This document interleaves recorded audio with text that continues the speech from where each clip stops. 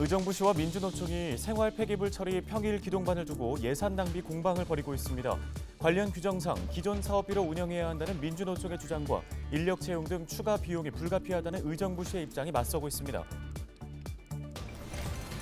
지난 지방선거 당시 재산 신고를 허위로 한 혐의로 기소된 김동근 의정부시장이 1심에서 벌금 70만 원을 선고받았습니다. 양주 옥정신도시의 인구가 5월 중순쯤 7만 명을 넘어설 것으로 예상됩니다. 양주시는 서울 7호선 연장 등 광역철도 인프라 조성을 인구 증가의 원동력으로 꼽았습니다. 주차난에 주차 시비도 늘고 있습니다. 주차 시비가 벌어졌을 경우 어떻게 대응해야 하는지 법률적으로 살펴보겠습니다.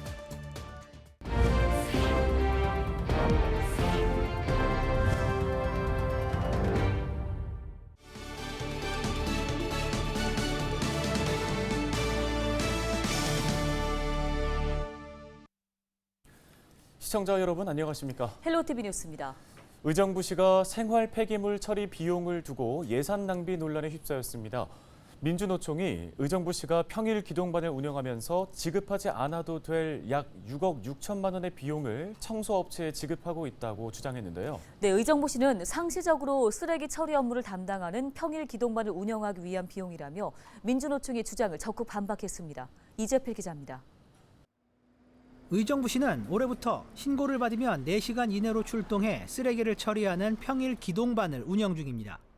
이를 위해 6억 6,800만 원의 예산을 평일 기동반 임금 명목으로 세웠습니다. 의정부시는 현재 5개 업체와 계약을 체결해 생활 폐기물을 처리하고 있는데 기존 사업비에 평일 기동반 예산을 더해 이들 업체들에게 지급합니다. 이런 가운데 민주노총이 이 평일 기동반 비용을 예산 낭비 사례라고 주장했습니다. 의정부시는 평일 기동반 예산 6억 6,800만 원을 직접 노무비로 설계했는데 이는 규정 위반이라는 게 민주노총의 주장입니다.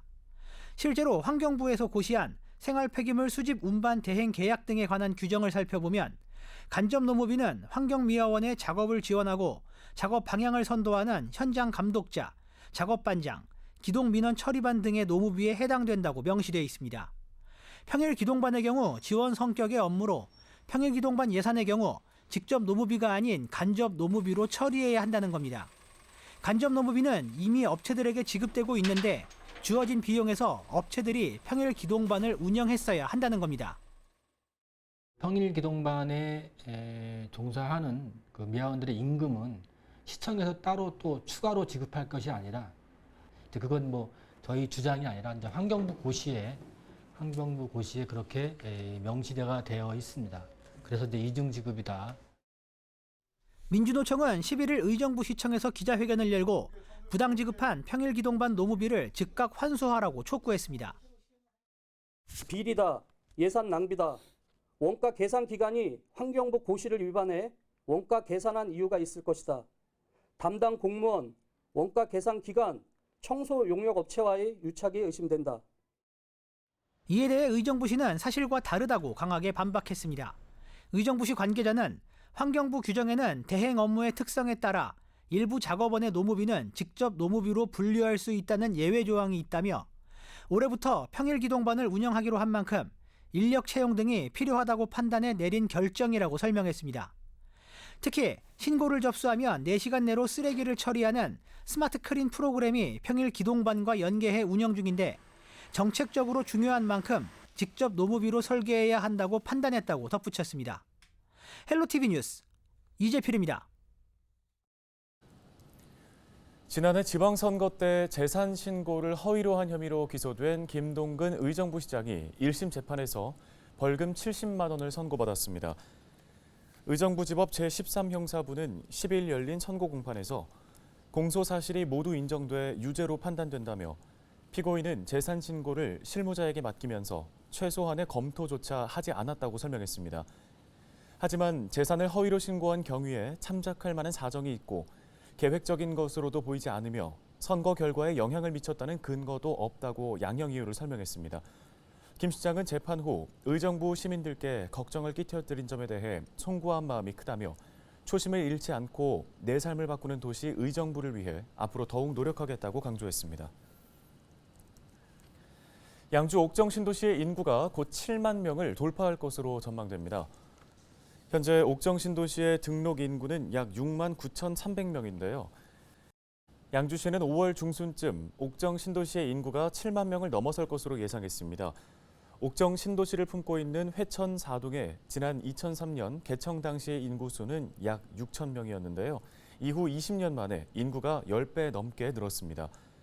양주시는 서울 7호선 연장, GTX-C 노선 등 광역교통 인프라 조성과 옥정 호수공원 등 쾌적한 정주 여건 개선을 인구 증가의 원동력으로 꼽았습니다. 오는 2025년 6월쯤에는 인구 10만 명을 달성할 것으로도 기대했는데요. 한편 양주시는 인구 증가에 따라 행정 효율과 주민 편의성 향상을 위해 회천 4동의 분동을 추진하고 있습니다.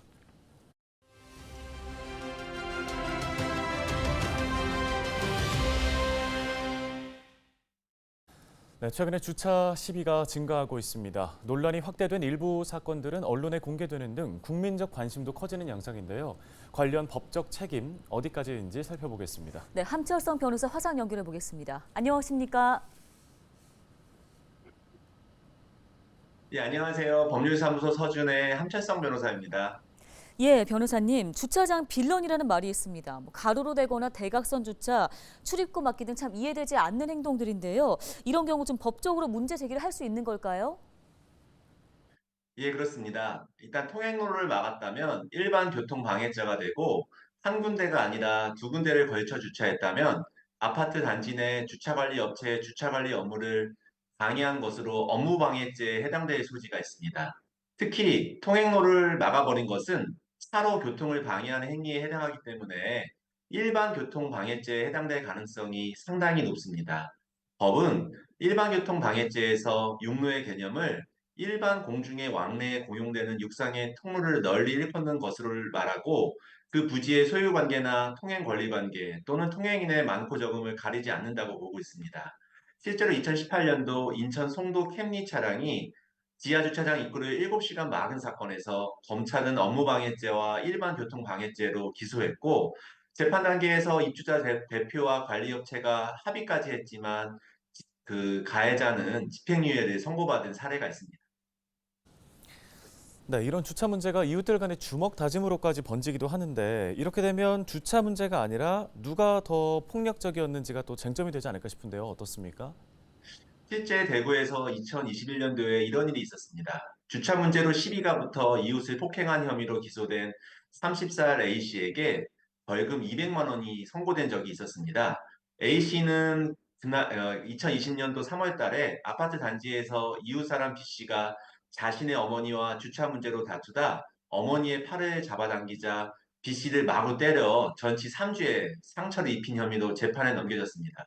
재판부는 A씨가 팔을 먼저 당긴 B씨에 대한 정당방위라고 주장을 했지만 CCTV 영상에선 주로 A씨가 폭행한 것으로 나왔기 때문에 정당방위 주장을 받아들이지 않았습니다. 그러므로 주차 문제가 발생할 경우 이웃 간에 직접 시시비비를 따지기보다는 관리사무소를 통한 해결이 바람직할 것으로 보입니다. 네, 대다수 사건은 이제 주차 공간이 비좁은 데서 발생하게 되는데 주차할 공간이 없었는데 오토바이가 이제 딱 그 주차 내 한 칸을 차지하고 있다면 참 야속하게 느껴질 수도 있을 것 같습니다. 이럴 경우에도 법적 문제 제기가 가능합니까?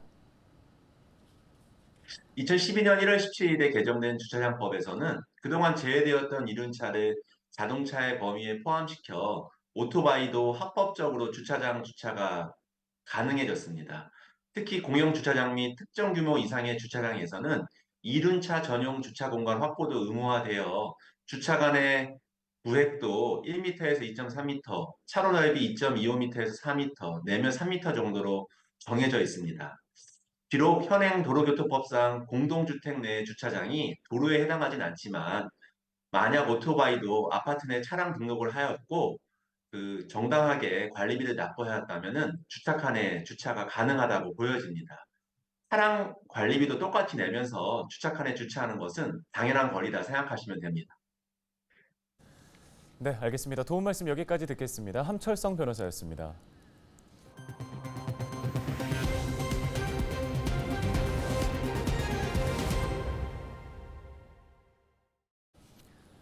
연천군이 GS건설, 대륜 ENS와 스마트팜 연계 수소 연료전지 발전 사업 업무 협약을 체결했습니다. 협약식에는 김덕현 연천군수와 신상철 GS건설 에코사업부문 부사장, 전동수 대륜 ENS 대표이사 등이 참석했는데요. 이들 기관은 앞으로 스마트팜 조성과 수소 연료전지 발전소 건설, 도시가스 공급 확대 등에 서로 협력하기로 했습니다. 특히 협약에 따라 수소 연료전지 발전소가 연천 BIX 은통 일반산단 인근에 9메가와트 용량으로 설치될 예정인데요. 또 통연 1위를 비롯한 도시가스 미공급 지역에 도시가스를 공급할 수 있도록 추진하기로 했습니다. 의정부시가 고산동 지식산업센터에서 불법 증축 등 건축법을 위반한 입주업체들을 무더기로 적발했다고 밝혔습니다. 의정부시는 지난 9일과 10일 이틀간 고산동 지식산업센터에서 건축법 위반 행위 단속을 실시했는데요. 앞서 시는 관련 민원이 지속적으로 접수돼 지난해 11월 사전 점검을 실시한 바 있습니다. 당시 적발된 불법 증축 업체들에 대해 올해 4월까지 잦은 시정 기간을 부여했습니다. 하지만 이번 점검에서도 공사비 등의 이유로 시정하지 않은 다수의 업체가 적발됐고 의정부시는 시정 명령 및 이행 강제금 부과 등 행정 절차를 진행하기로 결정했습니다. 경기도에서 주최한 2023 플레이 엑스포가 11일 막을 올렸습니다. 고양시 킨텍스에서 열린 개막식에는 염태영 경기도 경제부지사와 게임 업계 관계자 등이 참석했습니다. 플레이 엑스포는 게임을 즐기자 기회를 만들자를 주제로 오는 14일까지 진행됩니다. 뉴스 마치겠습니다. 네, 시청해주신 여러분 고맙습니다.